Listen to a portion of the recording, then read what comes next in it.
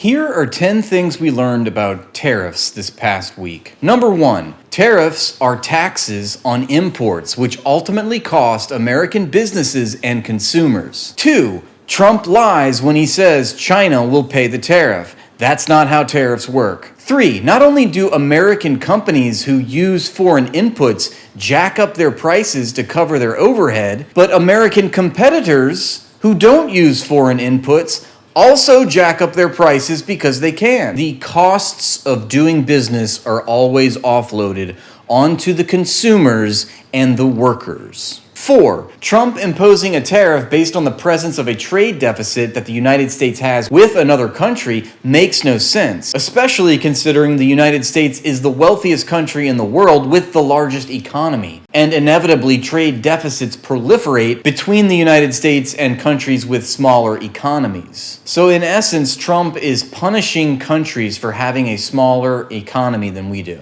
The United States buying more imports from a country than it exports to that country is not a problem, and it's certainly not a sound economic basis for a tariff. 5, the formula for calculating the reciprocal tariffs was based on a ChatGPT response. I'm not joking. It apparently made no economic sense and was based on an error. Economists pointed out, for example, that the variable that they used was 4 times greater than what was necessary. 6, Trump's volatile tariff policy that he announced on Liberation Day has destroyed any remaining trust that other countries have in doing business with the United States. It proves to the rest of the world that the United States is not stable. And if there's one thing the markets hate, it's uncertainty. 7, this ultimately helps China as their economic bloc grows. The United States continues to shoot itself in the foot, and the ass, and the head a few times. The tariff policy was supposed to counter China's economic rise.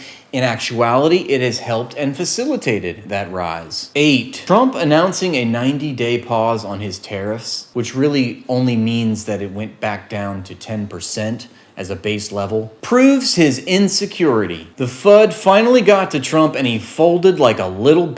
Trump claims that other countries have been calling him, groveling at his feet, kissing his ass, begging for the tariffs to be rescinded. But are we expected to believe that this is a Trump W just because every leader from every country aside from China called the president in the past 48 hours to kiss his ass and do whatever he wants? I don't think so. He understood correctly that it was doing political damage. Is it any coincidence that an hour after Goldman Sachs released a statement to its investors saying that a recession was 65% likely to happen, that Trump tweets that he's implementing a 90-day pause on his tariff policy? The same day that Jamie Dimon went on Fox Business and also said that a recession was likely to happen. The CEO of JP Morgan Chase. I think this had very little to do with world leaders calling Trump to kiss his ass and had everything to do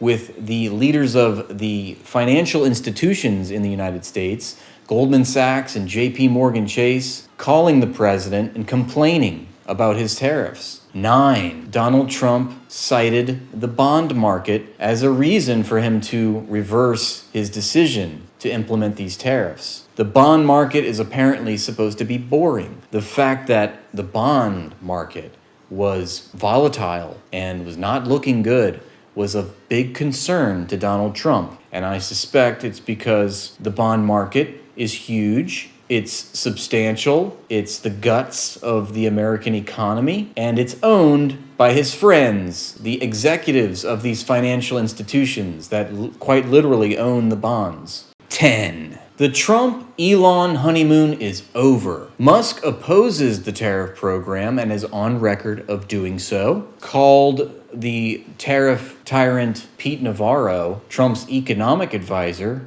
dumber than a sack of bricks. And what does that make Donald Trump, the person that listens to the person that is dumber than a sack of bricks? It doesn't take much to do the math, okay? That was a public insult from Elon Musk to Donald Trump, and that will not go unnoticed. These two people are complete narcissistic psychopaths. Their egos are too big for Washington, D.C.